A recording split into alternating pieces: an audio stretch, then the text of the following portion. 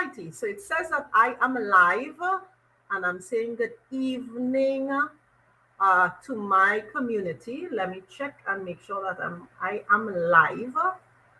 We are supposed to be live on Facebook, live on YouTube, and of course live on LinkedIn, right? So it looks like I am live. Facebook looks good to go, and LinkedIn, we are live. Okay, great. All right, so wonderful. So saying hi to everyone again, and welcome. I usually say, well, it's night here in Trinidad and Tobago and beautiful Caribbean, and I'm saying good morning, good afternoon, good evening, and good night, depending on where you are joining us from around the world. So let me know what platform you're joining me on. Let me know where you're joining me from around the world. Let me know if you're hearing me and you're seeing me. Um, Wonderful. Okay. Is it Caroni? I hope I'm pronouncing that correctly on LinkedIn. And I'm seeing Nigel. So I'm saying hello. I think we are live. We looking we looking okay. Right. So I have a very interesting discussion today, and I have two subject matter experts with me today. Um, and we're talking about really the importance of media relations. I speak to entrepreneurs daily, and I think one of the biggest misconceptions is that social media is essentially the holy grail, right? Once you have a business, you start a business, you definitely need to go online and go on social media. But I think what happens is that as persons begin to build their business and build their brand, and at times don't always get the result that they want on social media, they kind of, throw their hands up and they want to know, well, what next or what can I do? And I always say that building a brand takes an integrated marketing strategy.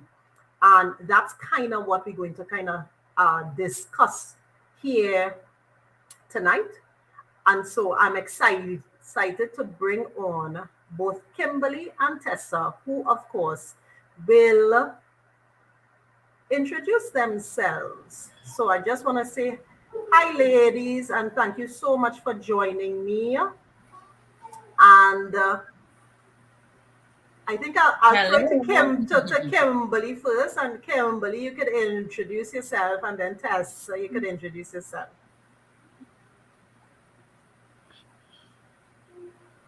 Sure. So, hi everyone. My name is Kimberly D'Souza. I am a journalist, presenter, and also host on TTT's The Now Morning Show. I have been in media for just about 10 years, but I've only been doing broadcast media for about three. But I have background information in TV broadcasting, also radio broadcasting. I did print media, online media, and I also did a bit of advertising with Newsday back in the day. In terms of academics, I am a media and communications professional because I also doubled as a communications professional as well, and I am just a creative. Love storytelling and just love listening to people and sharing their stories. So that's a bit about Wonderful. Thank you so much. I appreciate you taking the time to chat with us tonight, man. Tessa. I am, hi everyone, good evening. Communications professional and the owner of TND Communications, initially a communications consultancy, but now an integrated and marketing communications consultancy where I would offer services in crisis and reputation management, digital marketing services, sponsorship management, media relations, publicity, and a host of other things. But check me out in the communications. I'll give you that info later on, and you can get a little more information about that as it relates to public relations.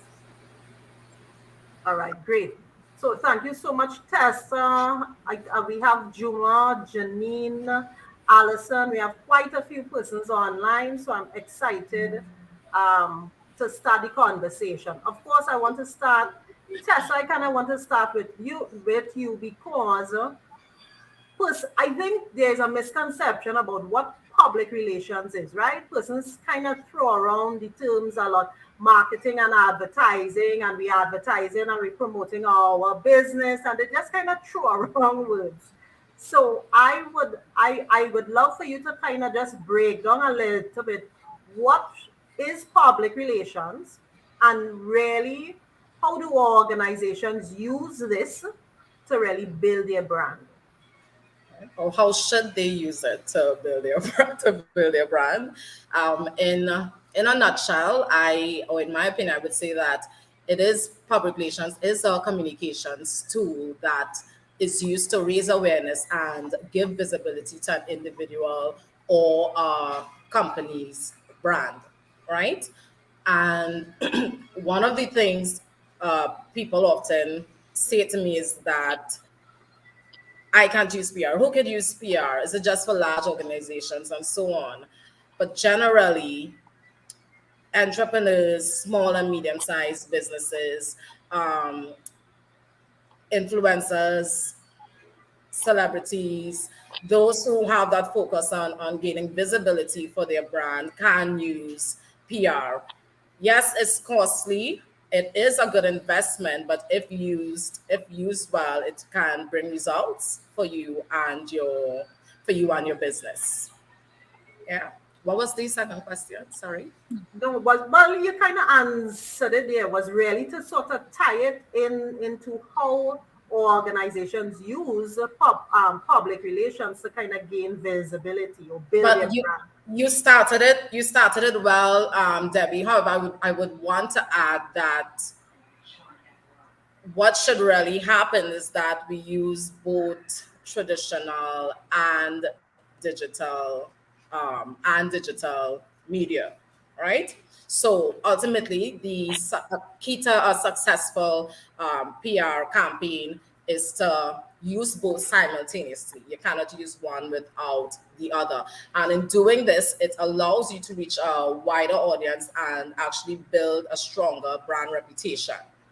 What I also recognize is that persons are more inclined to move across more to social media because it reaches persons at a faster rate. However, traditional media actually carries more credibility. I'm still not saying use traditional media instead of digital media. You have to have a balance when you're creating your campaign or your strategies and see what works best for you or for your business, for your brand. Right. Well, I agree. I mean, I build my brand. I build my brand. I put out content every day, and so I use social media. So I know the importance of using social media.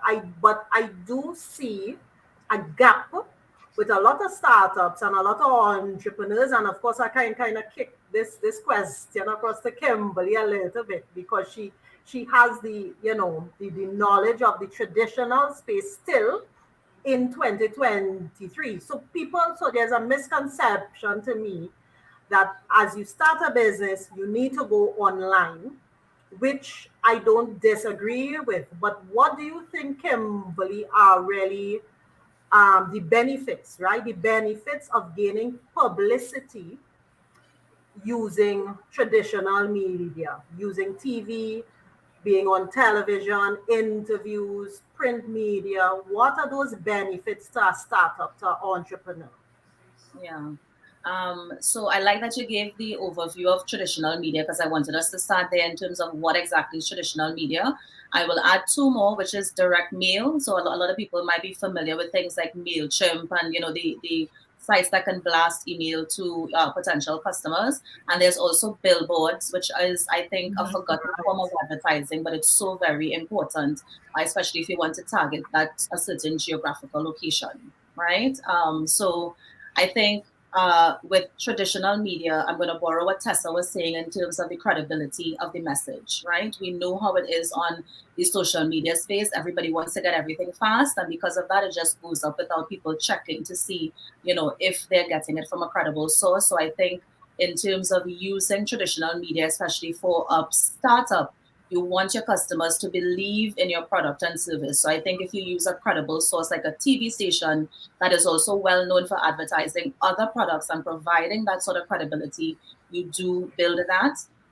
In hand with that is also building the legitimacy of your business. Because if you're credible and people trust you, then you are going to come across as a credible source and you're going to come across as a legitimate business, and then people are going to want to purchase your product or service. Staying power. And I know that this might not be agreed, but I think people get lost on the internet. I mean, how many times we're looking at a post and we just make a mistake and we slide the phone down and then something else uploads and you can't find the post again unless you physically have to go now to search on the person's page and that sort of thing. So I think because of the staying power of a magazine is always there, a newspaper is always there. You can always run back and just check it quickly to see what the business is. Reach and frequency. And I say reach and frequency because I feel like people, sometimes when you're starting a business and you have a limited budget, the obvious choice for you is social media because you don't have enough money to spend on advertising. But then you're advertising on social media and you're finding yourself not getting the sales that you want. And it's because your customers are watching it on TV. And so I can tell you for a fact with TTT, we have the best reach because of course, being that state station, we are in far-reaching areas that other people aren't. So when your particular customer logs on in the morning or they put on that TV in the morning or whatever, they can be able to see your product or your service in really, really, really rural areas. And that particular customer may not be online for you to get that sort of, impact or transaction. So it really does have reach and frequency, especially as it relates to TV. You make a nice point there, and I want to talk about that same discussion. I have had that same exact discussion with a client in Guyana, and because they have those densely populated communities, it's true. A lot of persons don't necessarily always have access to the internet, so they are watching a lot of ads and stuff still on television.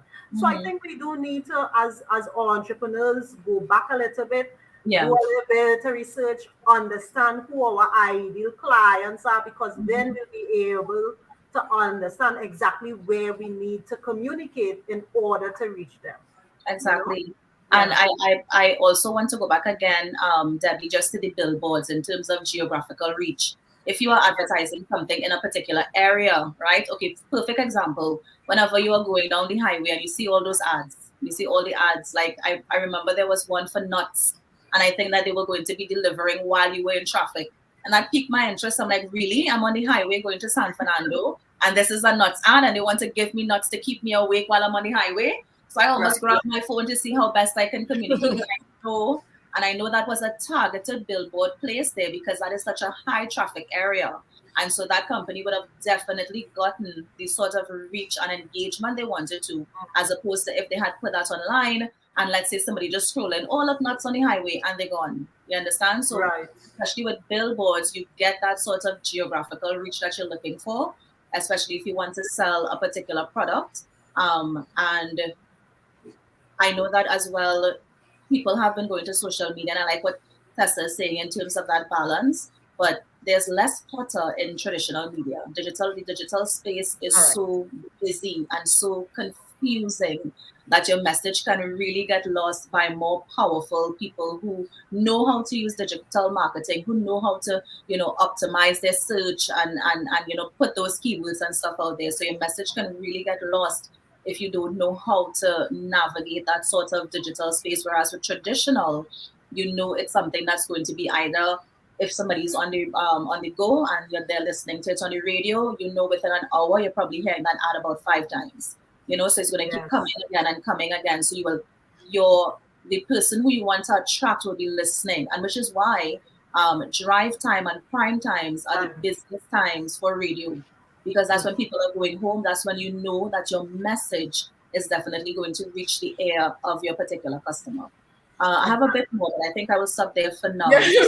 Not Okay. only that, to what you were saying as it relates to social media, people post for posting's sake, and Debbie would have touched a bit on doing a bit of research Yeah. for your client, and that is actually one of the common mistakes to avoid, um, to using PR to build your brand, not knowing about your target audience, Yeah. and you just decide to post to reach everybody, every age group, whatever it takes. Somebody has to respond, right? No, but actually before you actually begin to build your brand, you actually need some sort of research done.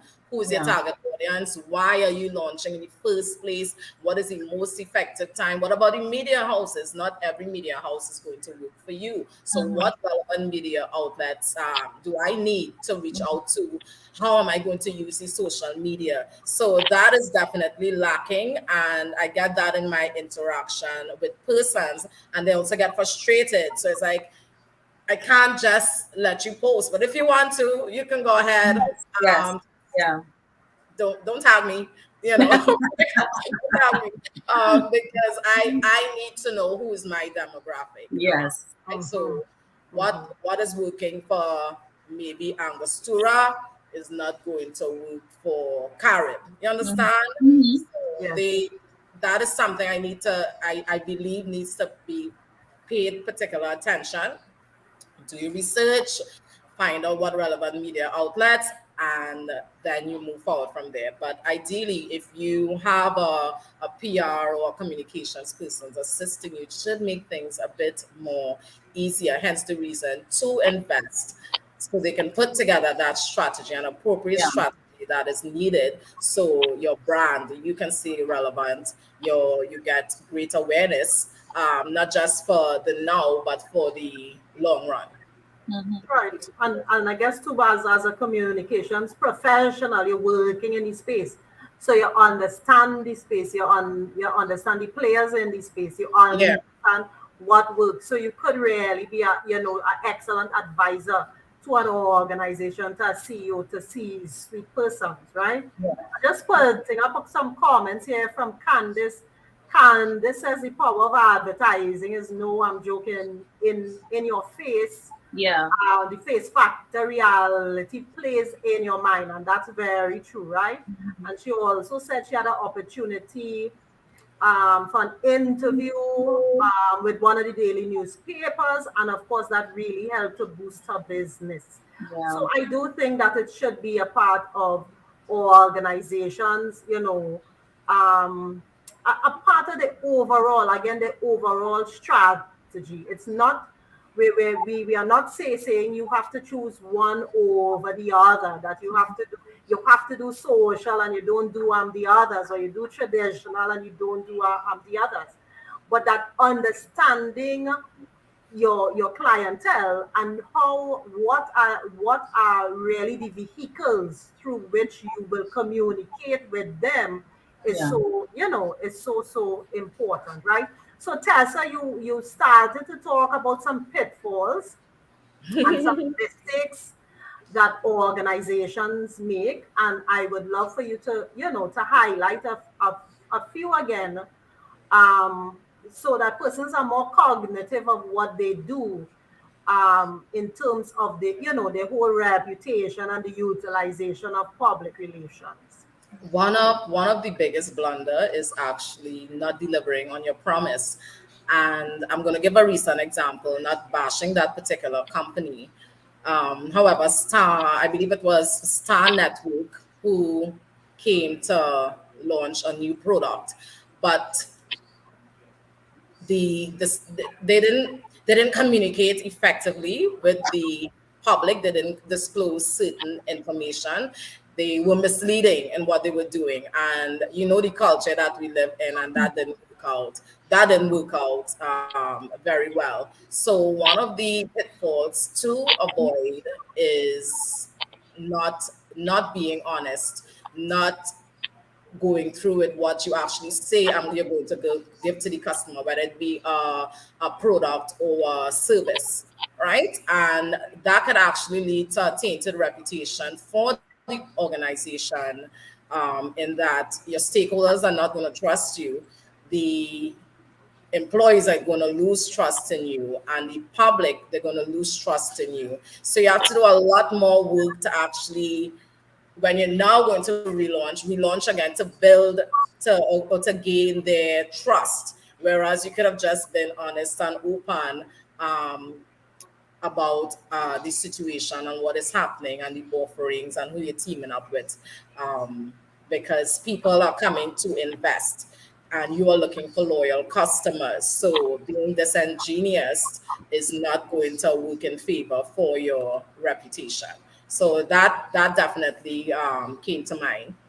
Another one would be, I'd mentioned it earlier, in terms of comparing yourself to one company, comparing yourself with companies. What works for one is not going to work for all. Their values and their mission statements are different. But you're seeing that they have 1 million followers. I need to get out 1 million too. And again, I don't do research. I'm just, let me see, just post. So no research. Everything is linked based on what we spoke about. So those three things are the top three things I would want to avoid. And get some help. Get someone to assist you, and you sit together. What is your goal? What is your mission statement? What is your value? What exactly do you want to achieve? And then we begin to put the strategy together to actually meet your goals. Additionally, that takes time. It's not a post this and 1 million overnight. That might be the case, depending on if you're a celebrity. It might be, however, you need to give it time, especially when it comes to traditional media. And Kimberly could probably touch on that a bit, in that we send the information out to the media houses, we write the pitch, we create the scenario, we're selling the client. Mm-hmm. And this has to be done now, and it takes a process. It takes days, and it takes sometimes weeks, and plus they're being flooded with all this information, just like you. So even though might have a really good pitch, hey, is it relevant right now? Right? And persons need to understand that. So we get on my end especially get a lot of hardship and persons not understanding is that we want this now, and it really doesn't work in that. It doesn't work like magic, right? So you make your investment, but you also have to respect the process and respect the time that things may, respect the fact that things may take time to actually be published when it comes to traditional media. And that's why I started off saying earlier, persons prefer social media and will gravitate more towards that, because traditional media, in their opinion, may take a longer while to bring the results.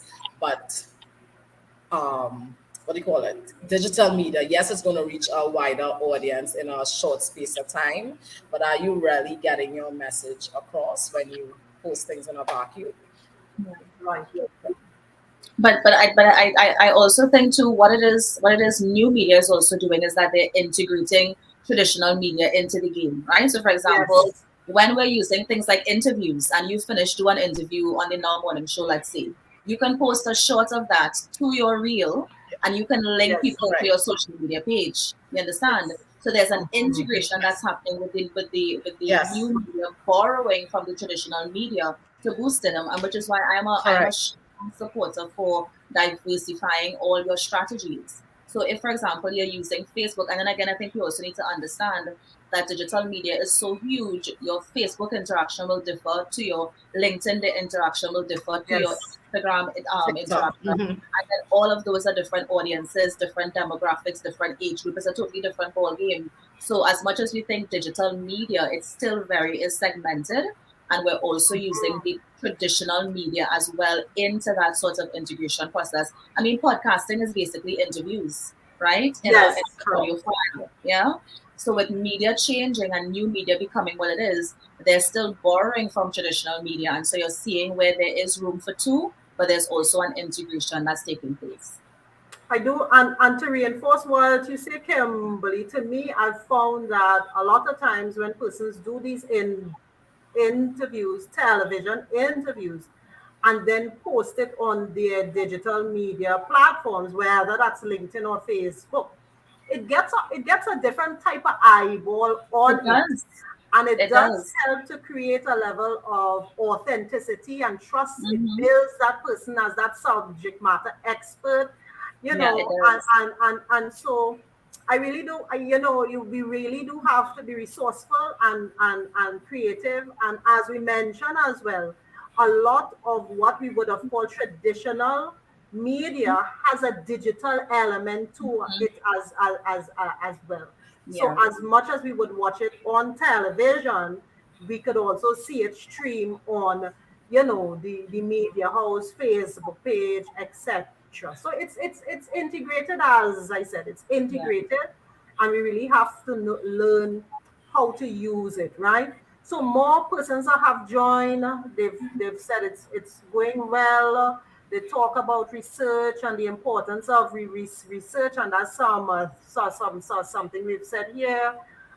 Importance of having a marketing plan, which I yeah, always talk about. It's not just posting on a line, but really strategically understanding your business, your brand, your customers, and what it is you want to do to achieve. So as we kind of wrap up a little bit, I want to encourage the audience to continue to put in your comments or any questions. Um, the last question I want to ask Kimberly is really advice now mm-hmm. for entrepreneurs, right? Yeah, That may be launching their business, launching events, beginning to build their brand, thinking about traditional media, but not knowing how to go about it. What advice would you give them? yeah. I definitely agree with the viewers who have been saying that a marketing plan is key. Definitely agree with that. There are people like Tessa and others who are actually going to give you a public relations plan and they can guide you as well. But one of the things that has worked well for me, because I am also building my brand, is simple trial and error, right? And I understand that Yes. you may have a small budget for your advertising. So you don't want to go and say, okay, I'm going to hire an influencer for $2,000 and that's going to be my entire budget there, right? But I think trial and error can work because okay, and then trial and error and also your sector. And I'll give you an example. So for a restaurant, right, it may make sense for you to go on social media because you can get this sort of dynamic, sort of unique way of storytelling, of telling your product and service. But for somebody who's launching a book, right, then Mhm. traditional media might be the way because you might need an interview with that person to sit down and really get to the nitty-gritty of what Correct. the book is, what kind of details are the chapters, what topics it's going to be, and even people getting to know you, it's going to be a bit better. So I think trial and error for one. Look at your sector because when you're advertising as well, we also need to think about these senses. So maybe if you're doing a restaurant, maybe if you're a well-known restaurant, radio is good. But if you're just launching, people have to see exactly what you're dealing Correct. with. Correct. So they want to see that bowl of food in front of them. They want to see the steam, the smoke, all that sort of thing. So Preparation. Yes. exactly, right? So whenever you're looking at what you're advertising, look at your sector and try to stimulate the senses of the people who you want to come and, buy from you. Also, speak to other people in the space. I mean, I don't know why people are so afraid to talk to other people in terms of getting advice from them. If it is you're starting a mobile company and you have a friend who have a mobile company or a friend of a friend, hey, reach out, hey, are your Mhm. mobile company doing really well? What did you use? Who did you use? And that sort of thing. I feel like we have too much gatekeepers, and I think there's room for all of us. So please feel free to reach out. Feel free to reach out to somebody who you see is doing something good, and try to see what they do and also how you can use it in your business. And please diversify your strategies. And I think that's one of the main things that we're going to walk away from with this meeting. I'm not sure who made the example, but you're seeing this person getting 1 million views and you're thinking you are going to get 1 million views with your one post. No, it doesn't work like that. But your strategies, as much as I am a strong supporter of traditional media, I can't ignore the benefits of digital and going online. All right, so please diversify. If it is you want to do that 50-minute interview on TV, fine. You look at it, you see your reach, and then you go online. And the thing about online media is that it gives you your reach. So you can log into Facebook, you can go in the back end, you can see how many people clicked engagement, that sort of thing. So please diversify. Don't think it's just Facebook, don't think it's just radio, but try to see how best you can diversify. I know people have small budgets, but you really will have to invest a little bit to get that sort of feedback and that sort of impact that you want. So trial and error, just ensure that whatever you're selling, you know your sector, try to appeal to the senses. Don't be afraid to reach out and ask for help, and diversify that marketing strategy. Okay.